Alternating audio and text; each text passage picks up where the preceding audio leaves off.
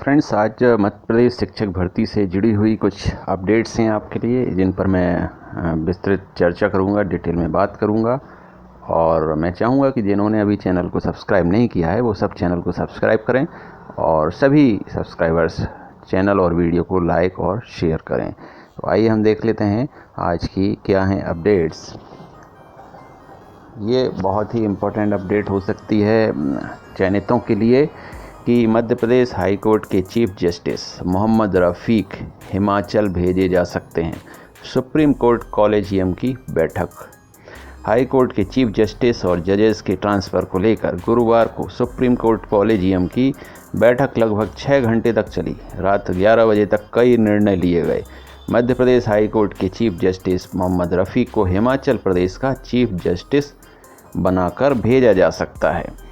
तो ये एक झटका भी हो सकता है जो भी चयनित शिक्षक हैं उनके लिए, क्योंकि पिछली हेयरिंग में हमने देखा था कि जो जज साहब हैं वो एकदम निश्चिंत थे, एकदम उन्होंने तय कर रखा था कि जो कोर्ट का केस जो चल रहा है उस पर अब वो फैसला देंगे।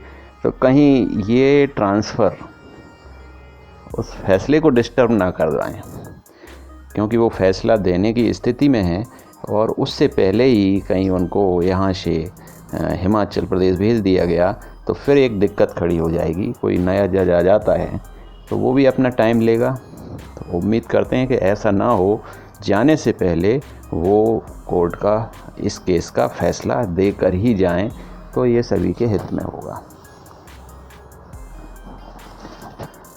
अब ये बड़ी खबर है कि 3 मामलों को छोड़ बाकी में 27% आरक्षण को हाई कोर्ट में चुनौती। तो जो 3 मामले हैं उनके अलावा बाकी जो भी नई भर्तियां होंगी, इसके लिए सरकार ने जो आदेश दिया है कि सभी भर्तियां 27% ओबीसी आरक्षण के हिसाब से होंगी। तो जो भी आने वाली भर्तियां हैं उनको हाई कोर्ट में ये चुनौती दी गई है कि आप अगर 3 मामलों पर 27% लागू नहीं हो रहा है तो आप बाकी सब में 27% कैसे कर सकते हैं। प्रदेश में पिछड़े वर्ग का आरक्षण 14 से बढ़ाकर 27 किए जाने के निर्णय को हाई कोर्ट में चुनौती दी गई है। इसमें कहा गया है कि जब उच्च न्यायालय ने पिछड़ा वर्ग को आरक्षण दिए जाने के 3 मामलों में बढ़े हुए आरक्षण पर रोक लगाई है, तो राज्य सरकार ने उन फैसलों की भावना के विपरीत कैसे बीते 2 सितंबर को पिछड़ा वर्ग को बढ़ा हुआ आरक्षण दिए जाने का आदेश जारी कर दिया। हाई कोर्ट में गुरुवार को हुई सुनवाई में राज्य सरकार से 3 दिन में जवाब मांगा गया। मध्य प्रदेश हाई कोर्ट में राज्य सरकार के सामान्य प्रशासन विभाग द्वारा 2 सितंबर को जारी उस आदेश को चुनौती दी गई है, जिसमें कहा गया है कि 3 मामलों को छोड़कर प्रदेश में सभी शैक्षणिक संस्थानों में प्रवेश और विभागों की भर्तियों में 27% ओबीसी आरक्षण लागू होगा।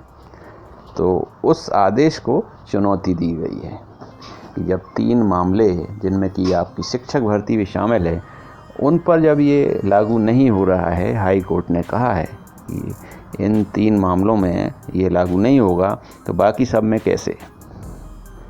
यही मुद्दा है। ये देखिए,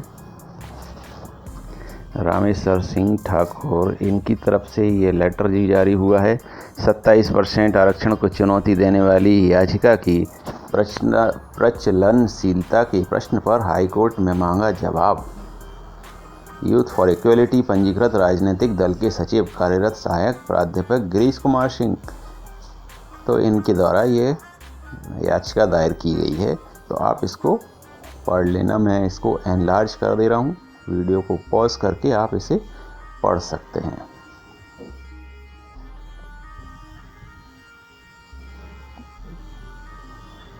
ये अब उच्च माध्यमिक शिक्षक पद के लिए जो चयनित शिक्षक हैं उनके लिए ये अपडेट है कि आपने परसों देखा होगा सभी वीडियोस में यूट्यूब चैनल्स पर कि लेटर्स जारी किए हैं शिक्षा विभाग ने, और ट्रांसफ़र्स के बाद अब रिक्तियों की क्या पोजीशन है उसके बारे में लेटर्स जारी हुए थे। तो वो काम हो गया है और अब ये स्थिति है उच्च माध्यमिक शिक्षकों की रिक्तियों की।